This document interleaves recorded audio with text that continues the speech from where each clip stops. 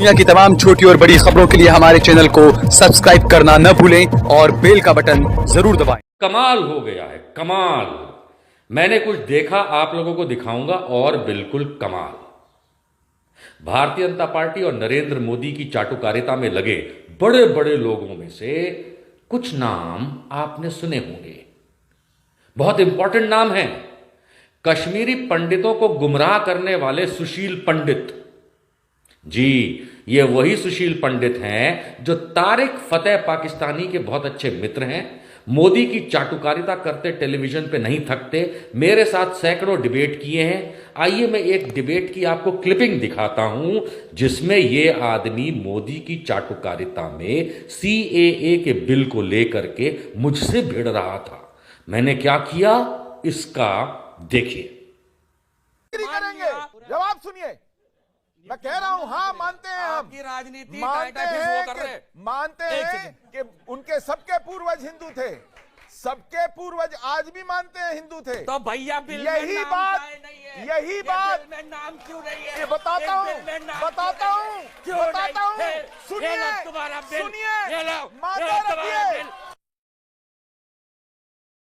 और यही सुशील पंडित एक दूसरे बहुत बड़े मोदी के चाटुकार पुष्पेंद्र, याद आ गया। कई लोगों ने मुझसे कहा कि उसके खिलाफ कुछ आप बोला करिए। मैंने कहा जरूरत नहीं है। एक दिन ये पुष्पेंद्र अपने आप जमीन पे आएगा। देखिए इन दोनों की एक वार्तालाप की क्लिपिंग ध्यान से सुनिएगा। कैसे नरेंद्र मोदी और भारतीय जनता पार्टी से बगावत करके ये दोनों अब परेशान हैं। देखिए। में भाजपा के साथ गठबंधन बनाकर सत्ता में आए, अगर आप उस एजेंडा फॉर अलायंस को पढ़ लें, आप सिर पी लेंगे। उसने कहा था शरिया लागू होनी चाहिए कश्मीर में। उसने कहा था पाकिस्तान से बातचीत होनी चाहिए। उसने कहा था हुर्रियत से बातचीत होनी चाहिए। उसने कहा था 370 को यथावत बनाए रखना चाहिए। संविधान की तरफ आंख भी उठा के मत देखिए, इन विशेष प्रावधानों की तरफ, इन रियायतों की तरफ, इन अपवादों की तरफ। लिखवा के ले लिया था उसने भाजपा से। और इतना सब करने के बाद भी जब भाजपा डोरमैट हो गई कि चलिए हम आपको तश्तरी में रख के सत्ता देते हैं, उसके बाद भी उनकी नाक वो कीचड़ में रगड़ती रही। जब फौजियों पर एफआईआर करती थी, जब मसर्रत आलम को बिना वजह 1 हफ्ते के अंदर उसने छोड़ दिया सत्ता में आते ही, जब आसिया अंद्राबी को इजाजत दी कि पाकिस्तान का राष्ट्रीय दिवस मनाइए, उसने वीडियो जारी किया था गाय काटते हुए ईद पर कि हम ऐसे ईद मनाएंगे। कोई कार्रवाई नहीं की। खंजर में खून टपक रहा था और पीछे गाय तड़प रही थी। ये वीडियो बनाया था उसने कश्मीर की श्रीनगर में जो पुलिस हेडक्वार्टर्स हैं, पुष्पेंद्र जी 25 साल में इस देश ने वो दृश्य नहीं देखा था। 1990 तक में जब हालात सबसे ज्यादा खराब थे, ये दृश्य नहीं देखा था कि गीलानी को दूल्हे की तरह एयरपोर्ट से एक रैली में लाया गया और वो रैली एक जुलूस में लाया गया और वो जुलूस एक रैली में बदल गई श्रीनगर पुलिस हेडक्वार्टर के ठीक सामने, और उसमें पाकिस्तान के झंडे लहराए गए और हमारे सुरक्षा बल देखते रहे। ये राज्य व्यवस्था, ये देश देखता रहा। कोई कार्रवाई नहीं हुई। ये इन्होंने सिला दिया उस पार्टी को जो कंधों पे बिठाकर इनको सत्ता में लेके आए एजेंडा फॉर अलायंस में। और उसके बाद फिर जब घड़ा भर गया, थू थू होने लगी, लोगों ने सवाल पूछने शुरू किए और इनको लगा कि हम चुनाव नहीं जीत पाएंगे अगर यही चलता रहा, तो इन्होंने उससे अपना समर्थन वापस लिया। और एकमात्र गलती अगर मोदी जी ने आज तक कोई स्वीकारी है अपनी, सार्वजनिक रूप से कहा, क्योंकि आपको याद होगा 2019 का चुनाव जब लड़ रहे थे वो, तो एक महागठबंधन बना था।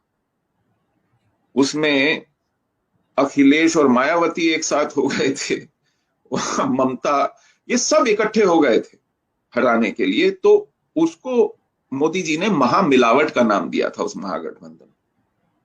तो किसी पत्रकार ने बड़ा जिगर दिखाया, साहब पूछा, मोदी जी अगर ये महामिलावट है तो जो कश्मीर में आपने पीडीपी के साथ किया वो क्या था? तो उन्होंने तपाक से जवाब दिया, वो हमारी महामिलावट थी। तो उन्होंने माना, एकमात्र गलती उन्होंने स्वीकार की कि हमने कश्मीर में गलती की, कि इन लोगों को हमने पाला पोसा, सत्ता दी। आज आप क्या देख रहे हैं? मैं अभी एक शो में था तो भाजपा के एक प्रवक्ता ने कहा, अरे इन लोगों को तो आईना दिखाने का काम कश्मीर के अवाम ने किया है। मैंने कहा, अगर कश्मीर का अवाम भी इन लोगों को आईना दिखा रहा है तो आप इनके लिए लाल कालीन बिछाने की जहमत क्यों उठा रहे हैं? आप इनको न्योते क्यों दे रहे हैं? जिनको कश्मीर के लोग रिजेक्ट कर चुके हैं, अगर वो वहां तिरस्कार पाते हैं तो आपके यहां वो आवभगत क्यों पा रहे हैं? जिनको आपने संसद में खड़े होकर के कोसा, आरोप लगाए, गंभीर आरोप लगाए कि इन्होंने देश के पैसे का गबन किया, कश्मीर के विकास में रोड़ा बने, कश्मीर को जिहाद के हवाले किया, आतंक के साथ आंख मिचौली खेली, जिम्मेदार ठहराया इनकी पीढ़ियों को जिन्होंने कश्मीर पर शासन किया है, वहां की अव्यवस्था के लिए, वहां के आतंक के लिए, वहां की रक्तपात के लिए। तो फिर आज क्या मजबूरी है?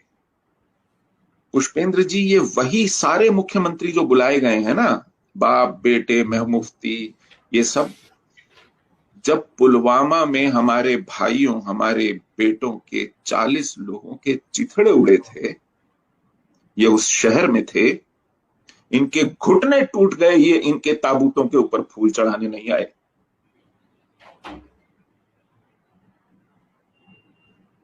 हमारे गृह मंत्री दिल्ली से गए थे उनके शवों को रिसीव करने और उनको अपने अपने घरों में भेजने। ये उस शहर में बैठे थे, इन नामुरादों से ये नहीं हुआ कि चल करके जाएं।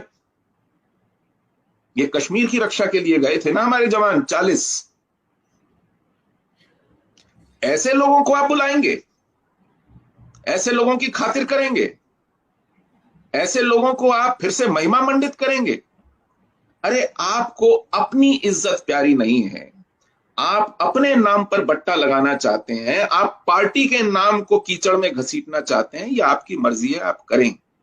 लेकिन जब आप एक देश की सरकार चला रहे हैं तो आप इस देश के गौरव के रक्षक के रूप में एक जिम्मेदारी पर हैं। इस देश को नीचा दिखाने का जो काम करता है उसकी आप आवभगत इस देश के प्रधानमंत्री निवास पे नहीं कर सकते। आप ये करने जा रहे हैं तो फिर क्या फर्क है आप में और उस मनमोहन सिंह में जिसने यासीन मलिक को नाश्ते पे बुलाया था और फोटो खिंचवाए थे उनके साथ? क्या फर्क है? किस मुंह से आप इनकी आलोचना करेंगे? किस मुंह से आप इन पर ताने मारेंगे? किस मुंह से आप इनका तिरस्कार करेंगे? आपकी बात में कोई वजन है कि नहीं है? उसकी कोई कीमत है कि नहीं है? आपकी ना हो, हमारे देश के प्रधानमंत्री की बात की कोई प्रामाणिकता है कि नहीं है? यह सवाल आज इस देश को पूछने पर मजबूर होना पड़ेगा। किसके हाथ में यह देश सौंपा है और इस देश की मर्यादा सौंपी है और इस देश का सम्मान सौंपा है? किसके हाथ में? सुशील भाई, मैं एक बात इसलिए पूछ रहा हूं मैं क्योंकि इस आपसे बेहतर कोई जवाब नहीं दे सकता, क्योंकि आप सिवाय राष्ट्र के अलावा किसी विचारधारा पार्टी और किसी संगठन से नहीं जुड़े। ये आखिर कौन सी ऐसी हिडन ताकत है, अनसीन पावर है, इनविजिबल शक्ति है कि सक्सेसिव सरकारें इन्हीं मुनाफिकीन और मक्कारों को बुला करके कोई गले मिलता है, कोई चाय पे बुलाता है? ये क्या वजह है कि कौन सा डर है कि यही 10-15 मक्कार पिछले 20 साल से हम देख रहे हैं, यही आते हैं और यही भारत को गाली देते हैं, इनका सब सारे मैं देखता हूं सारे गुनाह ये करते हैं और उसके बाद इनको जगह मिलती है प्रधानमंत्री निवास में, इनसे बराबर का दर्जा देके बात की। वो कौन सी इनविजिबल शक्ति है या कौन सी मजबूरी है दिल्ली की चलिए पहले था कि साहब एक सरकार थी, उनके कश्मीरी लिंक थे, तमाम सारी, लेकिन अब तो कहां कश्मीर और कहां गुजरात। तो भाई अब तो कोई लिंक नहीं है, तो फिर कौन सी मजबूरी है? मैं अभी तक ये नहीं समझ पा रहा। काफी सारे लोग बार बार पूछ रहे हैं कि भाई सरकारें क्यों इनको बुलाती हैं। भाई उनका तो कसूर है, वो तो ओपन कार्ड है, वो कहते हैं कि हम गद्दार हैं, हम भारत के आइन को नहीं मानते, हम ये नहीं कर, लेकिन भारत की ताकत की कौन सी कमजोरी है जिस वजह से वो बार बार आते हैं? और तो उनका कसूर नहीं है, कसूर इनका है जिनसे हम सवाल पूछना चाहते हैं, जिनको हमने ताकत दी, जिन पे हम कोशिश करते हैं, जिन पे ये मानते हैं कि भाई ये जो बात करेंगे भारत का गौरव ऊपर होगा, जो आपने बात। लेकिन मैं उस शक्ति को नहीं समझ पा रहा। वो इनविजिबल कौन सी ताकतें हैं जो बार बार सत्ता के लोगों को वही बात करनी, साहब ये अच्छे लोग हैं, ये ऐसे लोग हैं, अब किसे हम ये करेंगे। तो ये मैं मुझे इस पे जरा सी रोशनी डालें। जी, आपने बिल्कुल ठीक सवाल उठाया। जब तक ये सत्ता में नहीं थे तब तक तो ये हमको फरमाते थे कि क्या करना चाहिए कश्मीर में, ये सिखाते थे ना पूरे देश को कि हम अगर आएंगे तो हम ऐसे करेंगे और हम वैसे करेंगे। गाने गा गा के सुनाते थे ना, मैं ये नहीं होने दूंगा, मैं वो नहीं होने दूंगा, मैं ऐसा नहीं होने दूंगा, मैं वैसा नहीं होने दूंगा। तो भाई अब ये आप कैसा होने दे रहे हैं? अच्छा, लोग कहते हैं कि देखिए साहब इनके पास बहुमत भी है। पहले कहते थे गठबंधन की सरकारें हैं और उस सरकारों की मजबूरियां होती हैं, और उस मजबूरी में ममता क्या ना कराए, समता क्या ना कराए, जयललिता क्या ना कराए, करना पड़ेगा। अब तो वैसी भी कोई मजबूरी नहीं है। कोई कहे कि साहब आपकी पूंछ उमेटने के लिए कोई अमेरिका बैठा है या कोई चीन बैठा है, आप तो साहब सबको औकात दिखाने के काबिल हैं, आपने तो दिखा भी दी है, आपको कौन छेड़ सकता है? तो कुल मिला के आप जो कुछ फैसले कर रहे हैं आप खुद कर रहे हैं, या फिर आपने अपने आसपास ऐसी टोली पाल रखी है, खुद चुन चुन के ऐसे लोग इकट्ठे किए हैं जो आपको यही पट्टी पढ़ाते हैं सुबह से शाम तक, और आप उनके कहे के हिसाब से कर देते हैं। या तो आपने दल में, मुझे तो नहीं लगता कहीं विमर्श दिखता हो, आपकी कैबिनेट में कहीं विमर्श दिखता हो, आपके मंत्री, आपके जितने भी परामर्शदाता हैं, सार्वजनिक रूप से वो तो आंखों से ओझल है, किसी को पता भी नहीं है, किसी की हिम्मत नहीं है कि किसी भी विषय के ऊपर एक सार्वजनिक विमर्श करे। आपका पूरा का पूरा सिस्टम, उसके सूर्य आप हैं, उसी के इर्द गिर्द सब घूमता है, और वो बिल्कुल इनविजिबल होकर के, अदृश्य होकर के घूमता है। ना उसकी आवाज आती है, ना वो दिखाई पड़ता है। आपने ऐसा तय कर रखा है। तो फिर आपके और निर्णयों के बीच में कोई बफर भी नहीं है जिसको आप आरोपित कर सके, साहब ये गृह मंत्री है, इसने फैसला लिया था, या ये रक्षा मंत्री है, इसने फैसला लिया था, या वित्त मंत्री है, इसने फैसला लिया था। आपने इस लायक किसी को नहीं छोड़ा है। तो फिर घूम फिर करके बात आप ही पर आएगी। तो भैया इसका तो मतलब एक ही होता है कि ये बड़े बड़े मोदी के चाटुकार अब समझ चुके हैं कि नरेंद्र मोदी और भारतीय जनता पार्टी देश विरोध, देशद्रोह का काम करती है। उत्तर प्रदेश के मतदाता जरा सा ध्यान देना इन लोगों पे दोबारा कि किस तरीके से मोदी के चाटुकार अब मोदी और भाजपा के खिलाफ हो चुके हैं, क्योंकि मोदी और भाजपा देश विरोधी है। अब भाजपा को कभी वोट मत देना। अगर देश बचाना है तो मोदी और भाजपा को हटाना है। जय भारत।